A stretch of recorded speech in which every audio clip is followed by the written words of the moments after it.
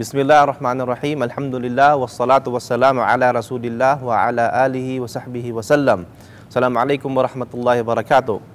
Ito po ay ikatlong aralin mula sa aralin na ating tinatalakay. Siya rin ang mga aralin na ating tinatalakay na may kinalaman sa buwan ng Ramadan. At ang pamagat po ng ikatlong aralin natin ay ang mga bagay na hindi nakasisira sa pag-aayuno. Of course, ang isang nag-aayuno ay nabanggit natin sa nauna nating aralin na kinakailangan niyang pangalagaan sapagkat may mga bagay na nakakasira dito gaya ng pag-inom ng sadya, pagkain ng sadya at makikipagtalik ng sadya. At may mga bagay naman na hindi nakakasira dito. At insyaAllah subhanahu wa ta'ala ay babanggitin natin ang iilan sa abot ng ating makakaya sa mga hindi nakakasira dito. Unang-una dito yung tinatawag na ang paglalagay ng isang tao ng kuhol sa kanyang pilik mata. Di ba? O yung tinitina niya ang kanyang pilik mata, lalagyan niya ng tina ang kanyang pilik mata, ito po ay hindi nakasisira sa kanyang pag-aayuno. At katulad din po ng paggamit ng siwak. Ang iba sa atin ay naguguluhan kung gagamit ba siya ng siwak o hindi sapagkat maaaring may malunok siya dito o mula sa kanyang mga laway kasama ng siwak.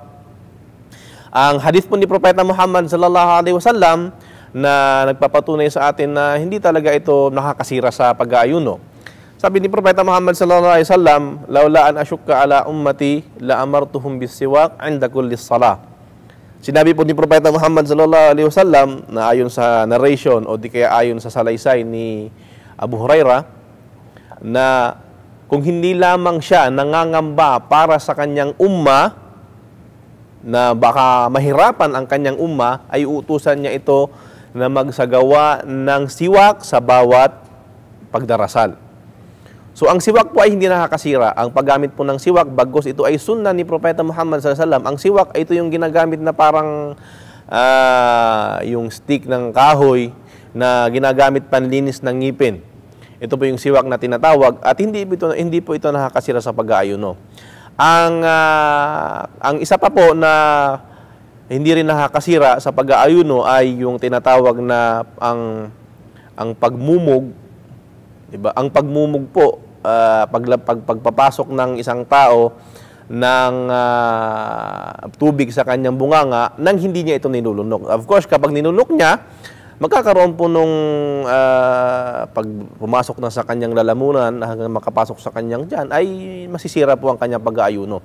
Kaya naman, hindi po ito makakasira. Sabi pa nga ni Propeta Muhammad sallallahu alaihi wasallam, sabi niya, "Balighu fil istinsyak ma lam takunu saiman." Sinabi ng isang narration sa hadith ni Propeta Muhammad sallallahu alaihi wasallam na palabisin ninyo ang inyong pagmumog maliban na lamang, di ba? Maliban na lamang kung kayo ay nag-aayuno. Yung pagmumog at saka yung pagsinghot ng tubig sa ilong natin, kasi pagsinghot ng tubig sa ilong natin, maaari din po itong pumasok sa ating lalamunan. So huwag po nating palabisin ang pagsinghot at ang pagmumog natin kapag tayo ay nagsasagawa ng pagfa-fasting. Ipinahihintulot din po sa buwan ng Ramadan ang gumawa tayo ng mga hakbang. Gumawa tayo ng mga hakbang upang maibsan ang ating init na nararamdaman. Katulad halimbawa, kapag ang Ramadan ay nataon sa summer, maaaring ang isang tao ay gumawa siya ng mga paraan na makakapagpalamig sa kanya. Katulad halimbawa ng pagpapaligo. Ang pagpapaligo ay kabilang po sa mga bagay na hindi makakasira. Hindi makakasira sa pagfa-fasting o pag-aayuno ng isang tao.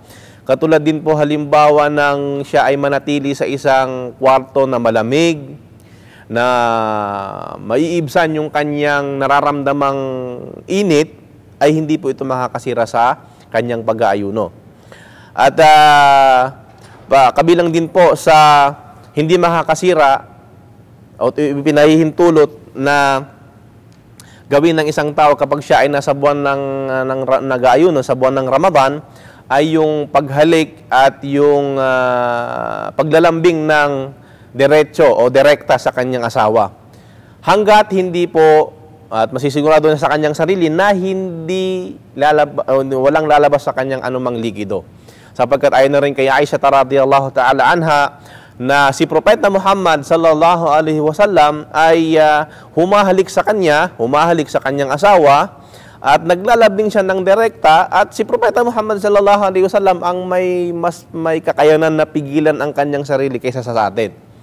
So ibig sabihin, kapag ang isang bagay na gagawin ng isang tao katulad ng paglalambing sa kanyang asawa ay kaya niyang kontrolin at walang lalabas na likido mula sa kanyang maselang bahagi ng katawan, ay maaari niyang gawin ito. Pero kung siya ay nangangamba, natatakot na kapag siya ay ginawa niya ito ay maaaring lumabas ang likido sa kanyang maselang bahagi ng katawan o magkaroon ng mas malalim pa na bukuldong sa paghalik, mas malayo pa ron ang mararating ng magagawa niya, ay layuan niya po ito. At kagaya din po ng pagtikim ng anumang lutuin para sa mga kababaihan, isa pong concern ito sa mga kababaihan na kapag ang isang babae ay nagluluto, halimbawa sa kanyang bahay ng pagkain, ay maaari niya po itong tikman sa kondisyon na hindi niya dapat ito kinakailangan na ilunukin o ipasok sa kanyang lalamunan. Titikman lang sapagkat ang panlasa ay nasa dila lang ng isang tao yan. At kapag natikpan niya na kung ito ay maalat o matabang, iluluwa niya ito at siya ay maghugas sa kanyang, magmumug siya. Pagkatapos nun, ay hindi po ito masisira. Hindi pa makakasira ito sa kanyang ginawang pag-aayuno. At hindi rin po nakakasira sa gagawing pag-aayuno ng isang tao, yung tinatawag na pagsinghot ng pabango o di kaya yung pag-amoy ng pabango at yung usok halimbawa, di ba? Bibili ang isang tao ng pabango at aamuyin niya kung ito ba ay mababango sapagkat hindi naman ito makaka-apekto sa kanyang pag-aayuno, hindi naman niya ito kakainin o iinumin sapagkat ito ay sisinghutin lang naman niya. At hindi rin nakakasira yung paglabas ng punlay nang hindi niya ginusto. Katulad halimbawa ang isang taong nanaginip o yung wet dream, yung ihtilam na tinatawag. Kapag ang isang tao na naginip sa gabi at paggising niya sa umaga may lumabas mula sa kanyang maselang bahagi ng katawan, ay hindi po ito nasira ang kanyang pag-aayuno sapagkat isa ito sa mga bagay na ipinagpaumanhin ni Allah subhanahu wa ta'ala sapagkat wala ito sa kanyang kagustuhan. Ibig sabihin, kapag siya ay nagkaroon ng wet dream sa gabi, pagising niya sa umaga, ipagpatuloy niya yung kanyang pagpa-fasting. At yung mga bagay na halimbawa dinidikta ng ating mga sarili na hindi naman natin sadya sapagkat ito ay mula sa mga ipinagpaumanhin ni Allah subhanahu wa ta'ala sa atin na hindi makakaapekto yung hindi natin sadya. Hindi yun isusulat ni Allah subhanahu wa ta'ala hanggat hindi natin yun sinasabi at hindi natin ginagawa. At isa rin po sa mga hindi makakasira sa pag-aayuno ay yung paglabas ng dugo, halimbawa ng sugat, yung pag ikaw ay nasugatan, magkaroon ng dugo, hanggat hindi ito napakaraming dugo halimbawa na lalabas sa iyong katawan na makakaapekto sa iyong kalusugan. So yung konting dugo lamang na masusugatan ka ay hindi po ito makakasira. Katulad din po halimbawa ng paglilinis sa sugat ng isang taong may sugat o di kaya halimbawa siya ay may sakit kailangan niyang patakan ng gamot ang kanyang mata, ay hindi rin po ito makakasira. May kinalaman sa mga bagay na may kinalaman sa kalusugan ng isang tao. Maliban na lamang po kapag ang gamot na iyong gagamot sa sarili mo ay may kinalaman halimbawa sa pag-inom, ito po ay makakasira sa kanyang pag-aayuno. Pero kapag halimbawa pinatakan lamang ng mga gamot para sa mata, ang kanyang mata, ay hindi po masisira. So ito po ay dapat nating ingatan ang ating mga gawain sapagkat alam naman po natin na minsan lang ang Ramadan dumarating sa ating buhay. At dapat maging sigurado tayo. Kung hindi tayo sigurado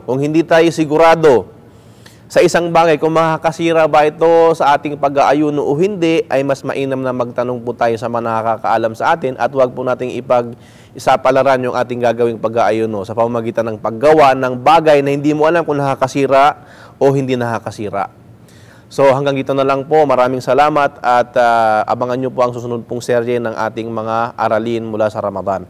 Wa sallallahu ala nabiyina Muhammad wa ala alihi wa sahbihi wa sallam. Assalamualaikum warahmatullahi wabarakatuh.